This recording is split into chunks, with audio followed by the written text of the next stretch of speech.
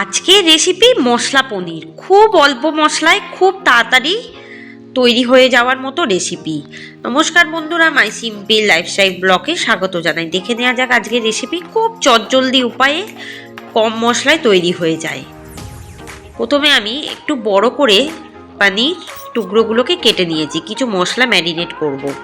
এর মধ্যে দিয়ে দেবো 1 টেবিল চামচ গোলমরিচ গুঁড়ো, 1 টেবিল চামচ লঙ্কার গুঁড়ো, 1 টেবিল চামচ জিরে গুঁড়ো, আর দিয়ে দেবো হাফ কাপ টক দই আর 1 চামচ নুন দিয়ে ভালো করে এটাকে ম্যারিনেট করে 15 মিনিট রেখে দেবো।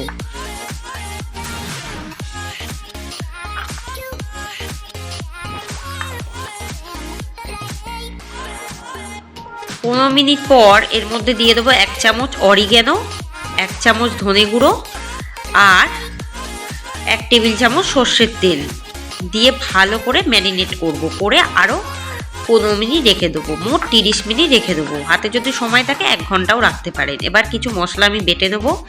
দিয়ে দেবো পরিমাণ মতো ধনে পাতা, 2টো শুকনো লঙ্কা, পরিমাণ মতো আদা, 10 কোয়া রসুন, হাফ কাপ জল দিয়ে বেটে নেবো। এবার কড়াই দিয়ে দেবো 1 চামচ সাদা তেল, 1 থেকে 2 চামচ দিতে পারেন বড় চামচ হলে।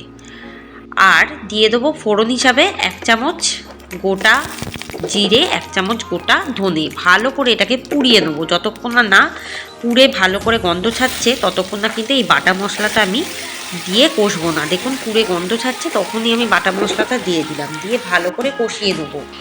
এরপর মশলাটা একটু কষা কষা হয়ে গেলেই ম্যারিনেট করা পনিরটা দিয়ে দেবো। দিয়ে ভালো করে এটাকে কষিয়ে নেবো। দেখুন প্রায় কিন্তু কষানো হয়ে গেছে, একটু তেল ছাড়ছে। এবার দিয়ে দেবো 1 চামচ চিনি আর 1 চামচ নুন দিয়ে ভালো করে এটাকে আরেকটু কষাবো। আঁচটাকে মিডিয়ামে রাখবো। এরপর দিয়ে দেবো হাফ কাপ জল, মশলা ধোয়া বাটির হাফ কাপ জল দিলাম। এরপর আঁচটাকে কমিয়ে ঝোলটা ফুটে উঠলে দিয়ে দেবো 1 চামচ গরম মশলা গুঁড়ো আর ধনেপাতা কুচি দিয়ে পনিরটা সেদ্ধ হতে দেবো। যেহেতু কাঁচা পনির দিয়েছি তাই। নামানোর বেশ কিছুক্ষণ আগে দিয়ে দেবো 2 টেবিল চামচ ফ্রেশ ক্রিম দিয়ে ভালো করে এটাকে একদম মাখা মাখা করবো। তাই এটাকে খুব হালকা আছে এটাকে রান্না করব আমি প্রায় 15 থেকে 20 মিনিট। দেখুন ঝোলটা ফুটে বেশ মাখা মাখা হয়ে গেছে আর কড়ার গায়ে বেশ লেগেই যাচ্ছে। এটা কিন্তু রুটি, পরোটা, লুচির সাথে ভীষণই ভালো লাগবে। দেখলেন তো কত কম সময় তৈরি হয়ে গেল। এই রেসিপিটি বাড়িতে অবশ্যই বানিয়ে আমাকে কিন্তু কমেন্টে জানাতে ভুলবেন না। যদি ভালো লাগে দয়া করে একটু সাবস্ক্রাইব করবেন আর চ্যানেলটিকে